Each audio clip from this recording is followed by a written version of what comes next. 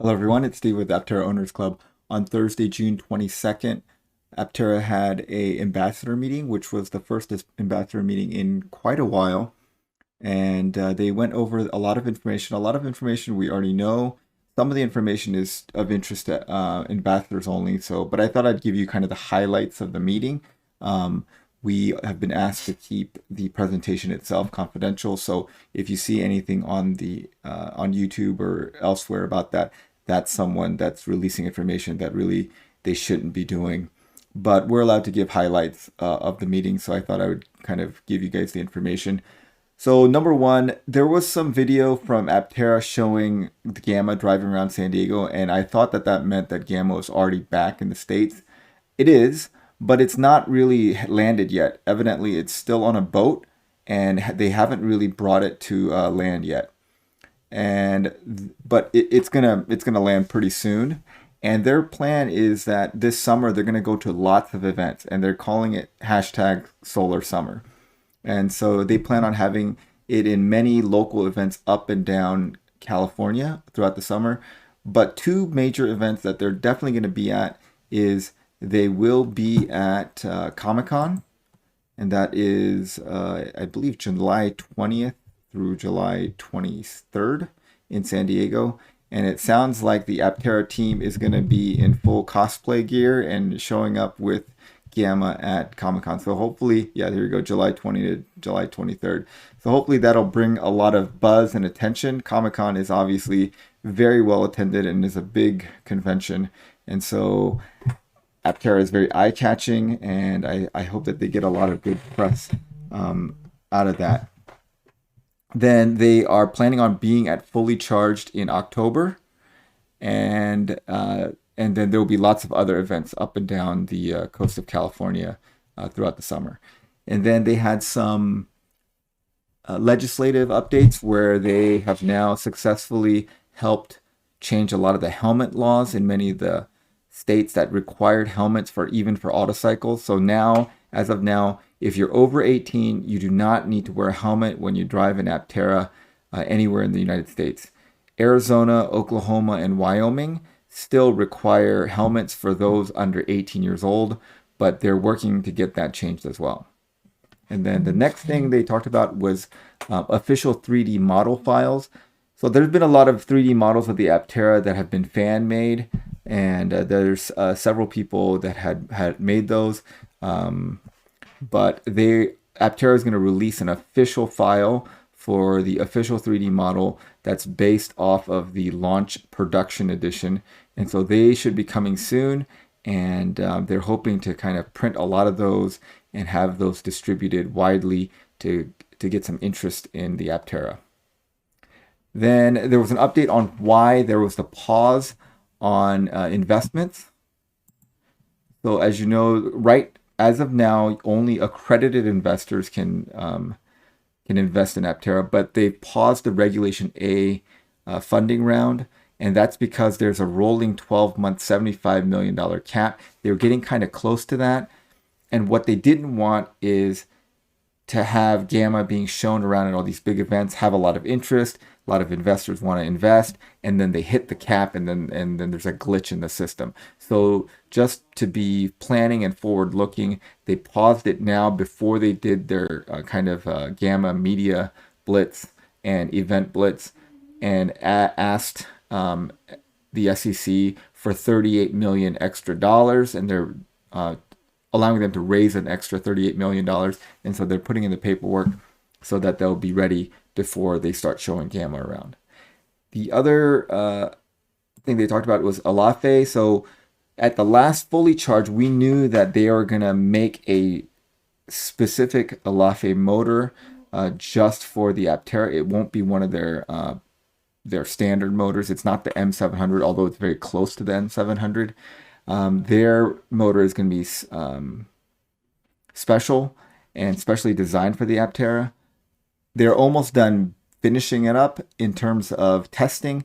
They're actually building the things and doing the final windings, and they've got everything done, and they're just starting to test the production motor now. And Aptera is designing their own inverter and controller for the motor, and I always wondered why that was. Like LAFE has their own inverter and controller, and how come they're not just using the LAFE motor and controller? Well, the reason was made clear by Chris Anthony at this meeting, because LAFE's inverters and motors are tuned, and the software is tuned to drive four-wheel vehicles, and that is different than running a three-wheel vehicle. So Aptera is making their own with the help of LAFE. And the only maintenance on these motors, or the entire drivetrain, since there is no transaxle or drive shaft or anything like that, the only maintenance is the axle bearings. And the axle bearings have a design life of 1,000,000 miles. So that should be no problem for anyone. And someone asked in the Q&A section about torque vectoring. There is definitely going to be torque vectoring on the Aptera. And Chris kind of likened it to like the stepper motors in a hard drive or a 3D printer or a CNC machine. The controllers know the exact position of the motor in terms of its rotational position every millisecond. And so they can do torque vectoring and traction control very precisely. And the traction control in most vehicles is done by actuating the brakes very quickly to control the traction. But the Aptera can do it with the motor controller, which is much faster and much more accurate. And so and then he also mentioned how the lane keeping assist, like when you stay in a lane for the cruise control, you don't have to turn the wheel. It can just like increase the speed on one side of the motor, one wheel versus the other, to keep it in the lane. So instead of turning the wheel, you can just increase speed. So there's a lot of cool things that they're doing with that. And they are projecting that they will have over 100,000 reservations once production starts. And I believe that that's probably going to be the case, because right now, not too many people know about it, actually. I mean, we all know about it because we're big fans, but most people haven't even heard of it. But once we start seeing these on the streets, everyone's going to know about it. Everyone who sees it is going to look it up and wonder what it is, and the reservations should go through the roof. The first 5,000 vehicles you will have to pick up from California, from their production plant. But after that, they plan on having deliveries. In terms of the funding thing, someone asked a question about, is summer 2024 still a good date? They still said that's a good date. Summer 24 is slated as the start of production. That seems to be contingent on them getting the ATVM loan. They seem very confident that they will get the ATVM loan. So looks like production is not contingent on them finding a large investor. With this California grant and the ATVM loan and the accelerator funds, it looks like they have enough funding from those three sources to go into production even without a large investor. However, they are still talking to large investors, and they mentioned that there are going to be, that they're talking to sovereign funds that can invest over $100 million. And, we had a video about that recently. It is probably Abu Dhabi's sovereign fund that they're talking to, because Steve Fambro has a lot of connections to that part of the world and that country in particular. Then they talked a little bit about the Pininfarina wind tunnel. So we know we talked about this already. There's a video talking about this if you want to check it out. And this is definitely real. I was thinking that they might release the coefficient of drag numbers, but they said that they definitely will not be releasing those numbers until they test gamma in there. I mean, not gamma. They test the launch edition in there. So they want the launch edition before they release it. They said that the correlation was very good and they were pleased with the results, that they didn't actually test the coefficient of drag specifically during these tests. And they had a little bit of a hard time. And one of the reasons was that they are set up to test four-wheel vehicles, and when you test the vehicles in the wind tunnel, you have to rotate the wheels, because the rotation of the wheels makes a big difference in the drag. And they weren't set up to spin three wheels. They were set up to spin four wheels, but not set up to run three wheels. So that was one of the issues. I think they're working through that, and they have plans to get back there with the launch edition and test it, and then they will release the coefficient of drag at that numbers. But they seem like they're very pleased with the numbers that they got with gamma.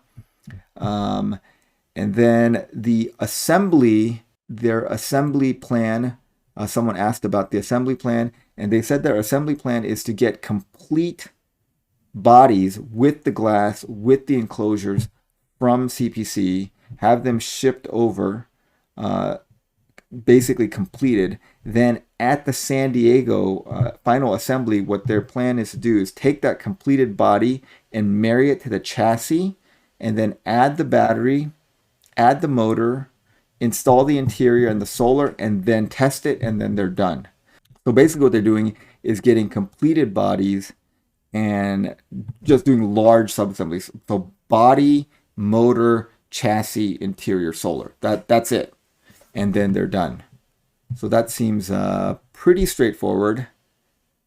And so that was the update for the ambassador meetings. They plan on having ambassador meetings kind of quarterly on a more scheduled basis, and they're hoping that there's going to be a lot more information coming out in the next couple of months as they get more parts stamped out at CPC, and they get a lot of the suppliers start delivering things to the plant. And so I think the biggest news was they do plan on summer 2024 start of production, and they believe that they can do this without a large investor, although they are still courting large investors, and that now we kind of know more concretely what their assembly plans are. Okay, so hopefully that was interesting, you guys. Thanks for watching. Have a great day.